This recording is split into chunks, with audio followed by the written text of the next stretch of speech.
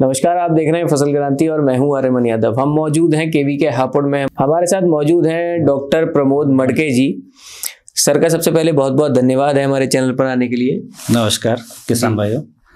Sir से बात करेंगे। सर पशु वैज्ञानिक हैं केवी के हापुड़ में। सर से पशुओं के ऊपर ही बात करेंगे। सर, क्या अभी मौसम हो रहा है सर्दियों का, तो सर्दियों में पशुओं में कई सारी बीमारियां देखी जाती हैं, उसकी रोकथाम और उनकी बीमारियों के बारे में बताइए, जिनसे कि डेयरी पशु किसान जो कि हमको देख रहे हैं वो जागरूक हो सके। ये मौसम जो है ठंड का मौसम है। ठंड के मौसम में ज़्यादातर पशुओं को ठंड से बचाने के लिए हमें उसके रखने के तौर तरीके बदलने पड़ेंगे। जैसे गर्मी का मौसम है तो हम खुले में बांध सकते हैं, और सर्दी के मौसम में पशु को हम खुले में नहीं बांध सकते हैं।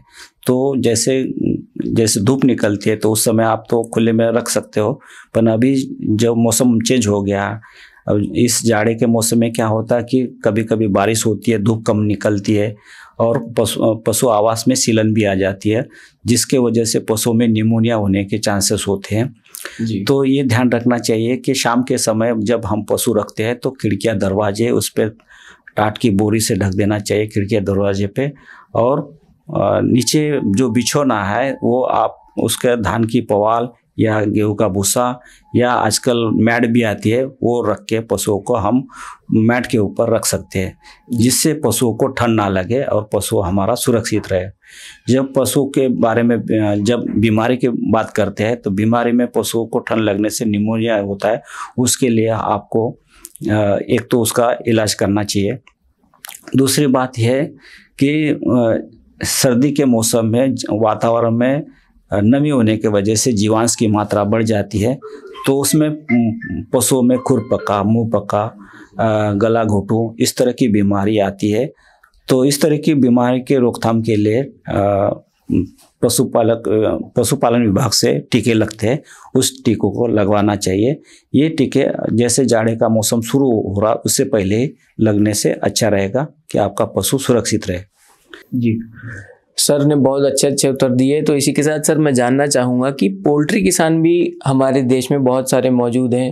राज्य में भी, हमारे उत्तर प्रदेश हमारा राज्य है, उसमें कई सारे पोल्ट्री किसान मौजूद हैं जिनको कई सारी समस्याओं का सामना करना पड़ रहा है। अंडा और मुर्गे में कई सारी ऐसी समस्या आ रही हैं, जैसे अभी बर्ड पॉक्स हुआ था। सर, इस तरीके की बीमारियों का निवारण क्या है और कैसी इन समस्याओं की पहले ही रोकथाम की जा सकती है?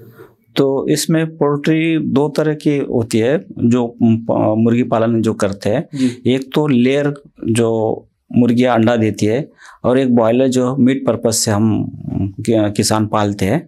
तो इसमें कई तरह की बीमारी आती है। एक तो रानीखेत बीमारी आती है, गंबोरा आती है। इस बीमारी के लिए आप बीच मुझे समय समय पे इसके टीके लगते हैं। जैसे ही हैचरी से चूजा आता है, शुरुआत में उसको मैरक्स का टीका लगता है जी। तो मैरक्स का टीका आजकल क्या है कि जैसे हैचरी से चूजा आता है तो उनको पहले दिन में ये टीके लगना चाहिए। और दूसरी, जैसे ही उसका जैसे 1 हफ्ते का होता है, 14 दिन का होता है, तो फिर रानीखेत का लगता है, फिर 21 दिन में गंबोरा का लगता है। तो इस तरह के टीके उनको समय समय पे लगना चाहिए। ये टीके यदि आप समय पे टीके लगाएंगे तो पोल्ट्री में किसी तरह की बीमारी नहीं आती है जी। और दूसरी बात ये आता है कि जैसे पशुओं के जो आहार आता है, तो एक तो ग्राइंड वाला आहार आता है और एक दाने वाला आहार आता है। तो ये जैसे मुर्गियों में ये दाना संतुलित मात्रा में मिलना चाहिए, जिसमें कैल्शियम की कमी ना हो, क्योंकि लेयर वाली मुर्गियों को कैल्शियम बहुत ज़रूरी होता है।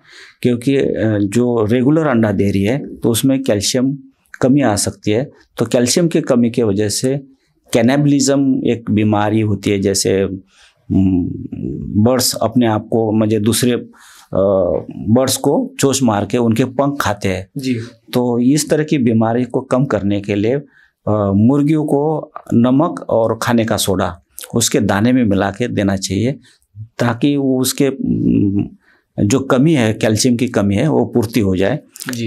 यदि इसमें कमी रहेगी तो वो क्या, एक क्रूर प्रवृत्ति निर्माण हो जाती है, और क्रूर प्रवृत्ति से ये एक दूसरे का मुझे जो पंख खाते हैं, जिससे वो अपना पूर्ति करते हैं कैल्शियम की। तो इसी तरह से आपको उसका दाने में मिला के खिलाने से उसकी पूर्ति हो जाएगी। जी, बहुत अच्छे सर ने उत्तर दिए। इसी के साथ सर फसल क्रांति और केवीके के हापुड़ के माध्यम से आप हमारे डेयरी किसानों को, जो हमें देख रहे हैं, ऐसे दर्शकों को एक संदेश दीजिए जिससे कि वो प्रोत्साहित हो सकें डेयरी की ओर और अच्छे से अपनी डेयरी को बढ़ा सकें, व्यवसाय को साथ ही लाभ कर सकें। तो जो युवा पीढ़ी है, ज़्यादातर खेती के संबंध में उनकी जो रुचि है वो निराशाजनक है। तो गवर्नमेंट उसको क्या लोन के द्वारा प्रोत्साहित करे, क्यों सब्सिडी द्वारा प्रोत्साहित करिए। तो नई नई टेक्निक का इस्तेमाल करके या जो गवर्नमेंट के द्वारा जो सुविधा है उसका लाभ लेके वो अपना रोजगार की तरफ, जो बाहर जैसे सिटी में जा रहे हैं रोजगार के इसके लिए, तो वो अपना ही रोजगार तैयार करके और लोगों को रोजगार दे सकते हैं। इसी तरह से उन्होंने इस व्यवसाय को बढ़ाना चाहिए। जो गांव में जो डेयरी पालन कर रहे हैं या नए युवा पीढ़ी है, उन्होंने इसके ऊपर ध्यान देना चाहिए ताकि हम दूसरे को और लोगों को रोजगार दे सके। इस तरह से करना चाहिए। जी, तो हमें डॉक्टर साहब ने बताया कि किस तरीके से डेयरी पालन में युवाओं का रुझान काफ़ी कम है और उसको बढ़ाने के लिए सरकार काफ़ी ज़्यादा कार्य कर रही है। तो आप देख रहे थे फसल क्रांति, मैं हूँ आर्यमन यादव। खेती बाड़ी से बाकी सभी जुड़ी खबरों के लिए बने रहें फसल क्रांति साथ। नमस्कार।